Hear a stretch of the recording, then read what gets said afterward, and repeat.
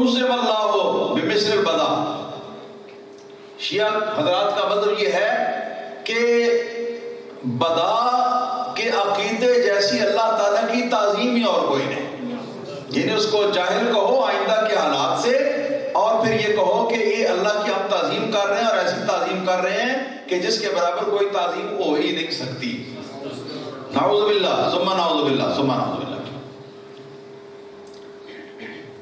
آپ یہ سمجھتے ہیں کہ یہ 10 دن کا رونا پیٹنا ہے، یہ ہمارا ان کا یہ اختلاف ہے؟ نہیں نہیں نہیں، یہ تو عملی چیز ہے، بہت معمولی بات ہے. بہت بڑے بڑے حقائق ہیں اس کے پیچھے، عقیدہ توحید میں، عقیدہ رسالت میں، اور عقیدہ اللہ تعالیٰ کے جو ملائکہ کے بارے میں ہے، جو پیغمبروں کے بارے میں ہے، ان ساری چیزوں کے بارے میں، آخرت کے بارے میں. یہاں تک کہ ان لوگوں نے کلمہ بھی اپنا علیحدہ کر لیا، ہم مسلمان اس امت مسلمہ سے، اور ان لوگوں نے اپنی اذان بھی امت مسلمہ سے علیحدہ کر لی. اس کے پیچھے یہ حقائق ہے.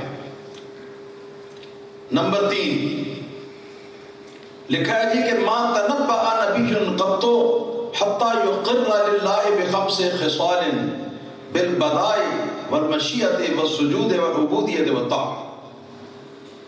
میں لکھا ہے کہ پہلے اللہ تعالیٰ ان 5 چیزوں کا اقرار کرواتا ہے کہ ان 5 چیزوں کا اقرار کرو، تو پھر اس کے بعد نبوت دیتا ہے. جس کو اللہ نبوت دیتا ہے نا، اس سے پہلے ان 5 باتوں کا اقرار کرواتا ہے. کہتا ہے کہ ان 5 باتوں کا اقرار کرو تو پھر تمہیں نبوت ملے گی، ورنہ نبوت نہیں ملے گی. نعوذ باللہ. اور وہ 5 چیزیں کون سی ہیں؟ نمبر 1 بدا ہے. نمبر 2 اللہ تعالیٰ کی مشیت، اللہ جو چاہے وہ کر سکتا ہے. نمبر 3 اللہ تعالیٰ سجدے کا مستحق ہے، اسی کو سجدہ کرنا چاہیے. نمبر 4 عبودیت، عبادت کا حقدار اللہ تعالیٰ ہے اور کوئی نہیں. اور نمبر 5 طاعت، اللہ تعالیٰ ہی اس بات کا حقدار ہے کہ اللہ تعالیٰ کے جو حکم ہیں ان کی تعمیل کی جائے.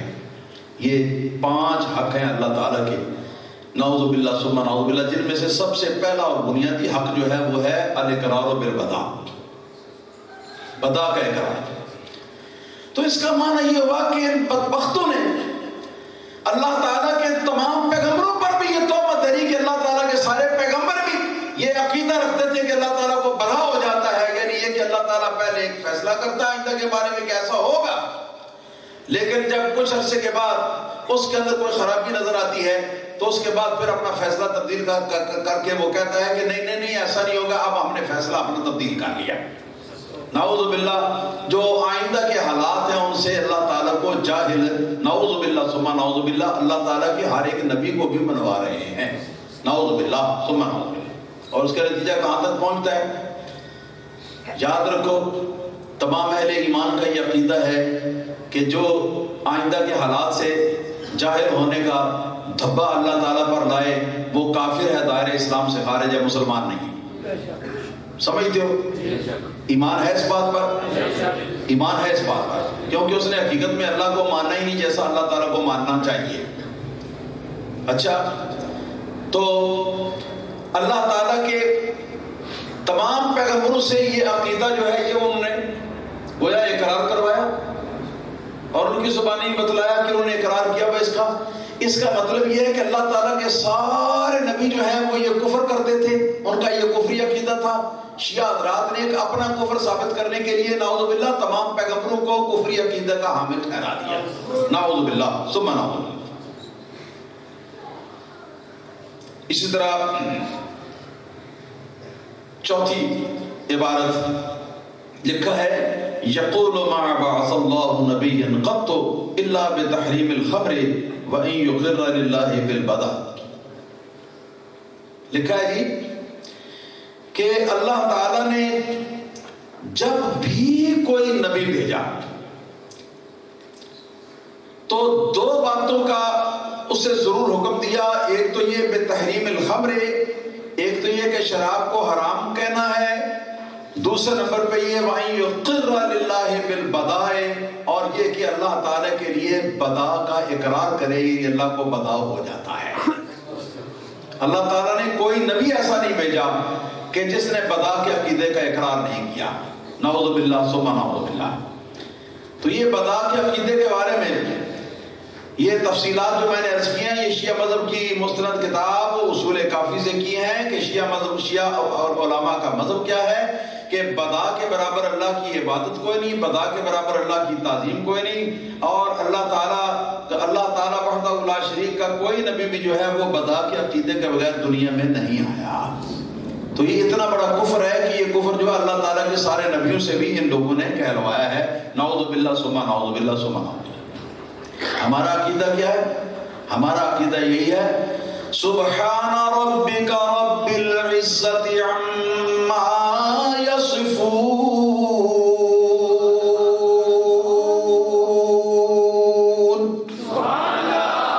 اسی طرح کی جاہلانہ باتیں جب جاہلیت کے کفار مشرکین کرتے تھے تو رب تعالیٰ نے فرمایا کہ حبیب صلی اللہ تعالیٰ علیہ وسلم تم فرما دو ان سے کہ سبحان ربک رب العزت، پاک ہے تیرا رب، عزت والا رب، اما یصفون، تمام ان خرافات صفات سے کہ جن خرافات صفات کا یہ مشرکین اللہ تعالیٰ کے لیے اس بات کرتے ہیں اور اللہ تعالیٰ کے لیے اقرار کرتے ہیں۔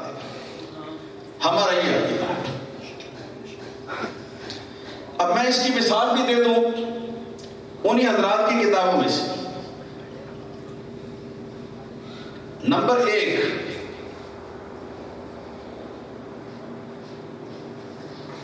اصول کافی صفحہ نمبر 368، شیعہ حضرات کی پہلی مستند ترین کتاب، ان کی تمام کتابوں میں شیعہ لٹریچر میں اس کے برابر صحیح کتاب کوئی ان کے بقول۔ تو اس کے اندر انہوں نے اللہ تعالیٰ کے بدا کی ایک مثال کا واقعہ پیش کیا۔ وہ واقعہ یہ ہے جی کہ کہتے ہیں کہ اللہ تعالیٰ نے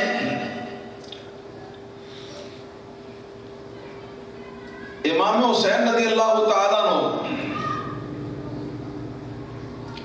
اللہ تعالیٰ نے حضرت امام حسین رضی اللہ تعالیٰ عنہ کو یہ بتایا تھا کہ امام مہدی آخر الزمان جو ہے وہ سن 70 ہجری میں دنیا میں آئیں گے، میں ان کو سن 70 ہجری میں ظاہر کروں گا۔ یہ اللہ کا فیصلہ ہو گیا۔ اللہ کا فیصلہ جو حضرت امام حسین رضی اللہ تعالیٰ عنہ کو اللہ تعالیٰ نے بتایا وہ کیا کہ امام مہدی سن 70 ہجری میں امام مہدی کو میں بھیجوں گا۔ اچھا، تو لکھا ہے فلما ان قتل الحسین صلوات اللہ علیہ اشتد غضب اللہ علی اہل الارض فاخرہ الی 40 و100۔ جب حضرت امام حسین رضی اللہ تعالیٰ عنہ کو 60 ہجری میں 61 ہجری میں حضرت امام حسین رضی اللہ تعالیٰ عنہ کو جب شہید کر دیا گیا تو اللہ تعالیٰ اہل زمین کے اوپر بہت غضبناک ہوا، اتنا غضبناک ہوا کہ اب اس نے امام مہدی رضی اللہ تعالیٰ عنہ کا ظہور جو ہے وہ جو ہے اس کے بارے میں جو وعدہ کیا تھا اس وعدے کی خلاف ورزی 70 سال میں سن 70 میں ان کو ظاہر کرنے کا جو وعدہ کیا تھا اس وعدے کو اللہ پاک نے توڑ دیا اور اس کی بجائے ایک نیا وعدہ دے دیا فاخرہ الی 40 و100، 140 ہجری میں آپ امام مہدی کو ظاہر کروں گا۔ اب یہ نیا فیصلہ آ گیا۔ یہ تاریخی واقعات ہیں، احکام شرع کا معاملہ کچھ اور ہے، یہ تاریخی واقعات ہیں۔ ان کے اندر تبدیلی کسی مصلحت کی بنا پر، اس طرح کہ جیسے ڈاکٹر جو ہے وہ بخار اور نزلہ زکام اور کھانسی کے مریض کو پہلی بار جب وہ جاتا ہے تو اس کو اور دوائی دیتا ہے، جب چند دنوں کے بعد دوبارہ جاتا ہے بیماری کی حالت لو ہو جاتی، کم ہو جاتی، تو اب وہ ڈاکٹر جو ہے وہ اب اس کے لیے اس کے مزاج کے مطابق اس کے لیے دوسری دوائی رکھتا ہے۔ پھر کچھ دنوں کے بعد جب بیماری بالکل ختم ہو جاتی ہے تو دوائی کو بند بھی کر دیتا ہے۔ یہ احکام شرعیہ کے اندر جو نسخ واقع ہوتا ہے یہ اس کی میں نے مثال دی ہے. نسخ اور چیز ہے، نسخ احکام میں ہوتا ہے، نسخ احکام میں ہوتا ہے، تاریخ میں نہیں ہوتا، تاریخ میں نہیں ہوتا. اور اللہ تعالیٰ کے وعدے کے اندر بھی نسخ نہیں ہوتا. ان اللہ لا یخلف المیعاد، اللہ تعالیٰ جب وعدہ کر لے تو اپنے وعدے کے خلاف وہ نہیں کرتا. تو جب وعدہ کر لیا کہ سن 70 ہجری میں امام مہدی رضی اللہ تعالیٰ عنہ کو میں ظاہر کروں گا، تو یہ وعدہ کر لیا، یہ تاریخ دے دی، یہ ڈیٹ دے دی، یہ سن جو ہے یہ مقرر کر لیا اور فیصلہ اپنا جو ہے وہ بول دیا، سنا دیا. لیکن ان کے خدا کو وہ اتنا بیچارہ ناواقف تھا، اتنا بیچارہ ان کا خدا جو ہے وہ نعوذ باللہ ثم نعوذ باللہ وہ ناواقف تھا کہ اس کو یہ پتہ نہیں تھا 70 ہجری کا فیصلہ کرنے کے وقت اس کو اتنا پتہ نہیں تھا کہ 61 ہجری میں امام حسین کو لوگ قتل کر دیں گے، شہید کر دیں گے. اس کو اتنا پتہ نہیں تھا. جب امام حسین رضی اللہ تعالیٰ کو قتل کر دیا گیا، شہید کر دیا گیا، تو اس کے بعد اللہ تعالیٰ کو بہت غصہ آیا زمین پر، اور اللہ تعالیٰ نے کہا کہ اچھا پھر اب ہم امام مہدی کو جو ہم نے پہلا وعدہ کیا ہوا ہے وہ ہمارا وعدہ غلط اور واپس اس کی جگہ پر ہم نیا وعدہ دیتے ہیں. اور وہ نیا وعدہ کیا ہے؟ نیا وعدہ یہ ہے کہ 140 سن 140 ہجری میں اب امام مہدی جو ہے وہ ظاہر ہوگا. تو اللہ تعالیٰ کو پتہ ہو گیا امام مہدی کے ظہور کی جو تاریخ دی تھی اس تاریخ کے معاملے میں یہ ہے پتہ، کہتے کہ پتہ ہو گیا. لکھا ہے فحدثناکم فاذاکم الحدیث کہ ائمہ جو ہیں انہوں نے شیعوں کو بتا دیا، اپنے شیعوں کو بتا دیا کہ ہاں بھائی اب اللہ تعالیٰ کا پہلا وعدہ کینسل ہو گیا اور اس کے بعد اب دوسرا وعدہ اللہ پاک نے سن 140 ہجری میں امام مہدی کو ظاہر کرنے کے بارے میں دیا. تو اب اس کو یاد رکھو. فَأَذَعْتُمُ الْحَدِيثَ، اور جب یہ معاملہ ہوا تو شیعوں نے پھر اس بات کو لوگوں کے اندر پھیلا دیا، لوگوں کو بتانا شروع کر دیا. جب بتانا شروع کر دیا تو اللہ پاک پھر ناراض ہو گیا. فَلَمْ يَجْعَلِ اللَّهُ لَهُ بَعْدَ ذَلِكَ وَقْتًا، تو اللہ تعالیٰ وحدہ لا شریک نے اس کے بعد کوئی بھی وقت پھر مقرر نہیں کیا. اب اللہ تعالیٰ نے کہا کہ اب 140 ہجری میں بھی ظاہر نہیں کروں گا. اب کب ظاہر ہوگا؟ جب وقت آئے گا تو ہو جائے گا. بس بتانا آپ کسی کو. آپ بات سمجھ گئے میری؟ اللہ تعالیٰ کو اس طرح بتا ہوا. اسی طرح اس کتاب کے اندر 2-3 واقعات اور بھی اللہ تعالیٰ کو بدا ہونے کے بیان کیے گئے. ان میں سے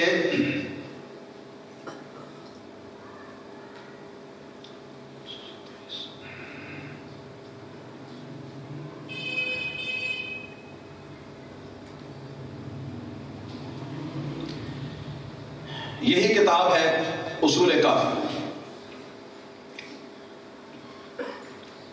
تو اصول کافی کے اندر صفحہ نمبر 327 ہے، ایران کی چھپی ہوئی ہے، جلد پہلی. اس میں یہ لکھا ہوا ہے کہ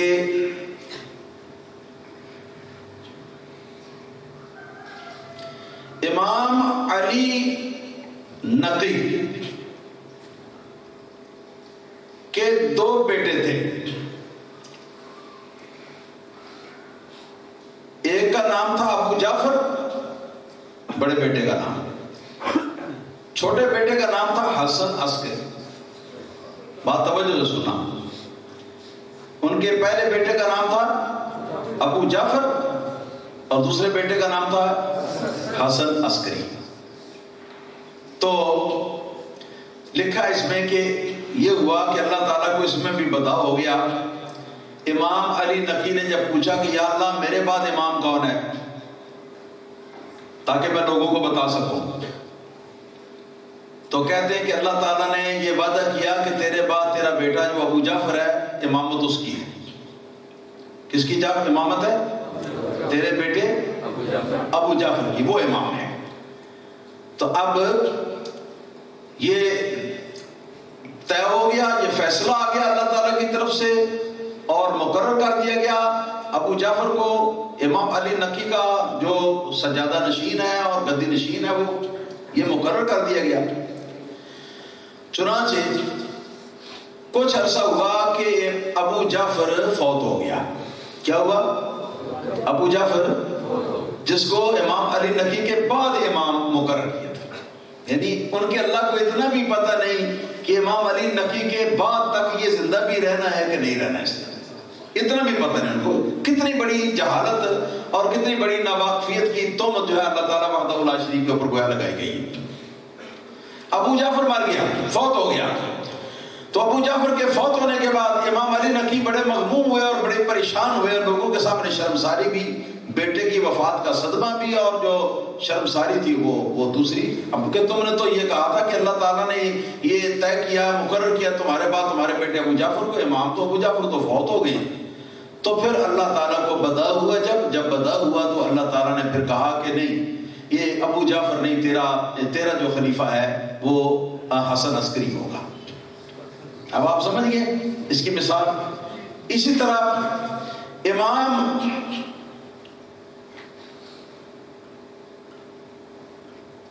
جعفر صادق رضی اللہ تعالیٰ عنہ کے دو بیٹے تھے، ایک کا نام تھا موسیٰ کاظم، ایک کا نام تھا اسماعیل۔ امام جعفر صادق کے کتنے بیٹے تھے؟ دو۔ نمبر ایک موسیٰ کاظم، نمبر دو اسماعیل۔ اسماعیل جو تھے وہ بڑے تھے، موسیٰ کاظم جو ہے وہ چھوٹے تھے۔ تو لوگوں نے پوچھا امام سے کہ آپ کے بعد ہمارا امام کون ہے؟ تو انہوں نے کہا کہ اللہ تعالیٰ نے فرمایا ہے، اللہ تعالیٰ نے یہ وعدہ دیا ہے، اس نے مقرر کیا میرے بعد میرے بیٹے اسماعیل کو امام مقرر کیا، میرے بعد میرے بیٹے اسماعیل کو اللہ نے امام مقرر کیا۔ مگر اسماعیل بیٹا جو ہے وہ امام موسیٰ کاظم کی زندگی میں ہی وفات پا گیا، وعدہ الہیہ جھوٹا ہو گیا، نعوذ باللہ ثم نعوذ باللہ ثم نعوذ باللہ۔ چنانچہ اس کے بعد انہوں نے کہا کہ مولا صدمہ بھی بڑا ہوا ہے اور لوگوں میں جو شرمساری ہوئی ہے، کیونکہ تو نے بتایا تھا کہ موسیٰ کاظم کے بعد اس کا بیٹا اسماعیل جو ہے وہ امام ہوگا، تو نے یہ بتایا تھا، تو اب تو وہ تو بیچارہ زندہ ہی نہیں رہا، اب وہ کیسے امام ہوگا، تو اب کیا ہوگا؟ تو گویا اللہ تعالیٰ نے یہ کہا کہ اے موسیٰ کاظم، مجھ کو بدا ہو گیا تھا تیرے دو بیٹوں کے بارے میں، چلو اب دوسرا بیٹا تیرا باقی ہے جس کا نام ہے موسیٰ کاظم، جس کا نام ہے موسیٰ کاظم۔ تو موسیٰ کاظم جو ہے وہ آپ کے بعد اب امام ہوگا۔ یہ دونوں بیٹے جو ہیں یہ کس کے ہیں؟ امام جعفر صادق رضی اللہ تعالیٰ عنہ کے۔ تو یہ لکھا ہوا ہے اس کی مثال میں کہ یعنی بڑا شدید قسم کا بدا اللہ تعالیٰ کو ہوا امام علی نقی رضی اللہ تعالیٰ عنہ کے دو بیٹوں کے بارے میں، اور اس طرح بڑا شدید بدا اللہ تعالیٰ کو ہوا۔ بدا دا مانا کیا ہے تھڑک جانا، پھر رہی ہے نا، یعنی تھڑک لگ گئی، نعوذ باللہ ثم نعوذ باللہ۔ اور بڑا سخت بدا ہوا اللہ تعالیٰ کو، نعوذ باللہ، بقول شیعہ حضرات کے حضرت امام جعفر صادق رضی اللہ تعالیٰ عنہ کے دو بیٹوں کے بارے میں۔ تو یہ پہلا مسئلہ مکمل۔ اب اس کا خلاصہ عرض کرتا ہوں۔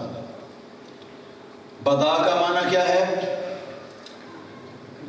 العلم بالشیء بعد ان لم یکن حاصلا، جس چیز کا علم پہلے نہیں تھا اب حاصل ہو گیا، یا ظہور ما کان مخفیا، جو چیز پہلے ظاہر نہیں تھی اب اس کا ظاہر ہو جانا، یہ بدا ہے۔ اور شیعہ مذہب کے اندر بدا کے برابر اللہ تعالیٰ کی اللہ تعالیٰ بدا کے عقیدہ جو ہے اللہ تعالیٰ کے لیے بدا کا اقرار کرنے کے بعد برابر اللہ تعالیٰ کی عبادت بھی کوئی نہیں، اللہ تعالیٰ کی تعظیم بھی کوئی نہیں، اور اللہ تعالیٰ کا کوئی بھی پیغمبر ایسا نہیں کہ جس نے اللہ تعالیٰ کو بدا ہونے کا اقرار نہ کیا ہو۔ پیغمبری پہلے وعدہ لے کے بدا کے بارے میں اقرار کرنے کا، اس کے بعد اللہ نے پیغمبری دی، نعوذ باللہ ثم نعوذ باللہ۔ اور میں یہ پہلے الاحتجاج الطبرسی کے حوالے سے یہ بتا چکا ہوں کہ یہودیوں نے نبی کریم صلی اللہ علیہ وسلم سے کہا کہ کیا تیرے رب کو بدا ہو گیا ہے محمد صلی اللہ علیہ وسلم؟ تو نبی کریم صلی اللہ علیہ وسلم نے فرمایا کہ نہیں، میرے رب کو بدا نہیں ہوا اور ہوتا بھی نہیں۔ کیوں؟ اس لیے کہ میرا رب تو انجام کار تمام چیزوں کا جو ہے اس کا عالم ہے، ہر چیز کے انجام کار سے اللہ تعالیٰ واقف ہے، جانتا ہے، اور اس کو ضرورت نہیں ہے کہ اب رائے اور قائم کی ہے تو اس کے کچھ عرصے کے بعد کوئی اور مخفی چیز جو ہے وہ واضح ہوگی، جو پہلے مخفی تھی اب ظاہر ہوگی، جو پہلے معلوم نہ تھی اب معلوم ہوگی، تو اس کی وجہ سے اب اس کو اپنا فیصلہ جو ہے وہ تبدیل کرنا پڑے۔ اس طرح کے اللہ تعالیٰ کی شان نہیں ہے۔ پھر آگے صاف لفظوں میں یہ ارشاد فرما دیا کہ جو شخص عواقب امور سے جاہل ہو اور یہ کہ آئندہ کے حالات جو ہیں ان حالات سے ناواقف ہو، بدا صرف اسی کو ہو سکتا ہے۔ میرے اللہ کی یہ صفات نہیں ہے، میرا اللہ ان صفات سے پاک ہے، لہذا میرے اللہ کو بدا نہیں ہو سکتا۔ تو یہ بدا کا اقرار جس معنی میں اور جس تفسیر کے ساتھ میں نے عرض کر دیا ان کی کتابوں میں سے، یہ ایک بہت بڑا کفر ہے جو اللہ تعالیٰ وحدہ لا شریک کی ذات پاک کی توحید کے عقیدے کے ساتھ تعلق رکھتا ہے۔ اس کے بعد دوسرا، اللہ تعالیٰ کے بارے میں دوسرا عقیدہ، ہمارا عقیدہ کیا ہے؟ ہمارا عقیدہ یہ ہے کہ اللہ وحدہ لا شریک لہ جسم سے پاک ہے، جسم سے پاک ہے۔ کیوں پاک ہے؟ ایک تو نصوص ہے اس کے بارے میں، دوسرے نمبر پہ عقلی وجہ اس کی جو ہے وہ یہ ہے کہ جو بھی جسم ہوتا ہے وہ کسی نہ کسی جگہ کے اندر گھرا ہوا ہوتا ہے۔ اب فضا کا اتنا ایریا جو میرے گردا گرد ہے، اس نے میرے وجود کو گھیرا ہوا ہے اور میں اس میں گھرا ہوا ہوں، اور اللہ تعالیٰ وحدہ لا شریک کی ذات کا کوئی چیز گھیرا نہیں کر سکتی۔ جسم ہوگا تو محدود ہوگا، اور اللہ تعالیٰ کی ذات کے لیے کوئی حد مقرر نہیں۔ تو ہمارا اور سید عقیدہ اہل ایمان کا عقیدہ جو ہے کہ اللہ تعالیٰ جسم سے اور جسمانی تقاضوں سے پاک ہے۔ کیا ہے؟ اللہ تعالیٰ جسم اور جسمانی تقاضوں سے جسم اور جسمانی تقاضوں سے اللہ پاک، اللہ تعالیٰ کے فضل و کرم سے اللہ پاک جو ہے اس کے پاک ہونے کا ہم عقیدہ رکھتے ہیں۔ یہ ہمارا عقیدہ ہے، یہ ہمارا عقیدہ۔ اب لیجیے، شیعہ حضرات میں سے دو شخص، ایک کا نام ہشام بن حکم ہوا ہے، ایک کا نام ہشام بن سالم، اور اس کے علاوہ مومن الطاق اور بیسمی اور ابو زرارہ، 5 نام میں نے گنوائے۔ نام یاد رہیں یا نہ یاد رہیں، لیکن اتنا یاد رکھیں کہ یہ 5 حضرات جو ہیں ان کو شیعہ حضرات امام جعفر صادق کا صحابی کہتے ہیں۔ کیا کہتے ہیں؟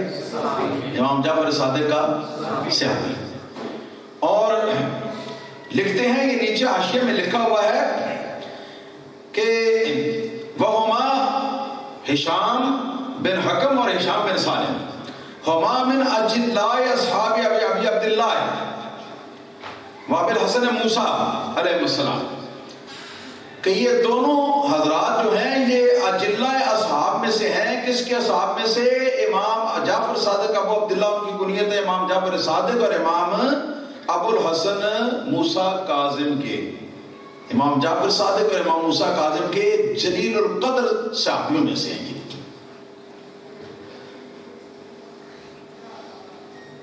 اصول کافی کی پہلی جلد ہے، صفحہ نمبر اس کا 105 ہے، ایران کی چھپی ہوئی میرے پاس موجود ہے۔ اس میں یہ لکھا ہوا ہے کہ قول ہشام بن الحکم انہ جسم، اللہ تعالیٰ کے صفات کی بات ہو رہی ہے، اس پر گفتگو، تو لکھا ہوا ہے کہ ہشام بن حکم جو امام جعفر صادق کا جو جلیل القدر صحابی تھا اور امام موسیٰ کاظم کا جلیل القدر صحابی تھا اور شیعہ حضرات کے اکابر بزرگوں میں سے ہے، وہ کہتا تھا، اس کا کہنا یہ ہے، اس کا عقیدہ یہ ہے کہ اللہ تعالیٰ جسم ہے۔ اس کا صفحہ نمبر 106، ان ہشام بن الحکم یقول قولا عظیما الا انی اختصر لک منہ احرفا ربی کہتا ہے کہ ہشام بن حکم جو امام جعفر صادق اور موسیٰ کاظم کا صحابی ہے، تو وہ ایک بہت بڑی بات کہتا ہے، بہت بڑی بھاری بات کہتا ہے۔ میں اس بات میں سے چند حرف جو ہیں بطور خلاصہ میں تمہیں بتاتا ہوں۔ یہ الفاظ اسی راوی کے ہیں جس کا میں ترجمہ کر رہا تھا۔ کیا؟ فَزَعَمَ أَنَّ اللَّهَ جِسْمٌ، کہتے ہیں کہ ہشام بن حکم کا عقیدہ یہ تھا کہ اللہ تعالیٰ جسم ہے۔ اسی طرح اسی کتاب کے انہی دونوں صفحوں کے اندر یہ لکھا ہوا ہے کہ ان ہشام بن سالم زعم ان اللہ جسم، کہ ہشام بن سالم کا بھی یہ عقیدہ ہے کہ اللہ تعالیٰ جسم ہے، یہ اللہ کے جسم ہونے کا عقیدہ رکھتے ہیں۔ اس کے باوجود یہ دو پاک اماموں کے صحابی بھی ہیں ان کے مذہب میں، اور شیعہ حضرات کے اکابر بزرگوں میں سے بھی ہیں۔ فلا حول ولا قوت الا باللہ العلی العظیم۔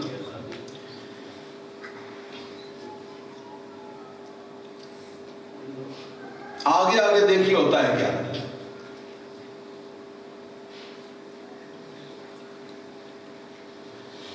اسی کتاب اصول کافی کی جلد پہلی ہے، صفحہ نمبر اس کا 101 ہے۔ اس میں لکھا ہوا ہے کہ ان ہشام بن سالم وصاحب الطاق والمیثبیہ یقولون انه اجوف الى السرۃ والبقیۃ صمد۔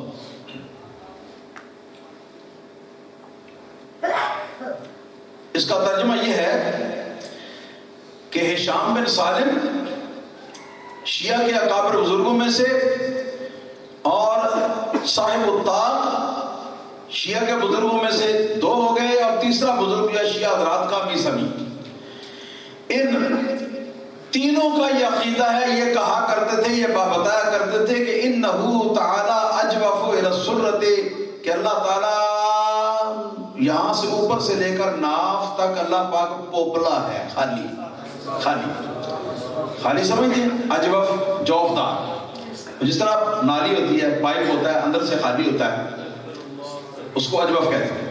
انہ تعالی اجوف الى السرۃ، ناف تک، اوپر سے لے کر ناف تک تو پوپلا ہے، خالی ہے، اندر سے خالی۔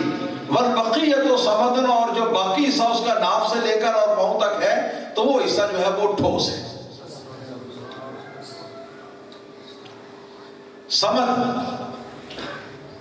اصل لغت میں اس پتھر کو کہا جاتا ہے کہ جس پتھر کے اندر باریک باریک مسام جو عام پتھروں کے اندر ہوتے ہیں، تو جس پتھر کے اندر باریک مسام نہیں ہوتے، اس طرح اس کے اجزاء آپس میں بالکل گھٹے ہوئے ایک دوسرے کے ساتھ اور ملے ہوئے ہوتے ہیں، بیچ میں خلا نہیں۔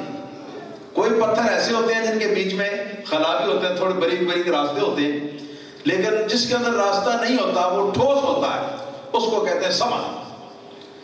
اور یہاں اس کی ضد آیا ہے اجوف، تو اوپر والا آدھا خدا ان کا جو ہے وہ پوپلا ہے، کھوکھلا ہے، اور نیچے والا آدھا خدا جو ہے وہ ٹھوس ہے۔ یہ ہے جی ان کا خدا۔ خدا کے بارے میں عقیدہ آپ کو سمجھ میں آیا؟ اب اس بات پر کوئی ہنسے کہ روئے، کیا کرے؟ سچ ہے کہ ایسی بات سن کر تو مومن کو عبرت ہی حاصل کرنی چاہیے، اور ہنسی مذاق اس کو نہیں بنانا چاہیے۔ نعوذ باللہ ثم نعوذ باللہ ثم نعوذ باللہ۔ یہ دوسرا مسئلہ تھا اللہ تعالیٰ کی توحید کے بارے میں، جس میں وہ تمام اہل اسلام سے وہ بالکل علیحدہ ہیں۔ صحیح العقیدہ اہل اسلام کا اجماعی یہ عقیدہ ہے کہ اللہ تعالیٰ وحدہ لا شریک بندوں جیسے جسم سے پاک ہے۔ جیسے بندوں کے جسم ہوتے ہیں نا، اس طرح جسم سے اللہ پاک جو ہے وہ پاک ہے۔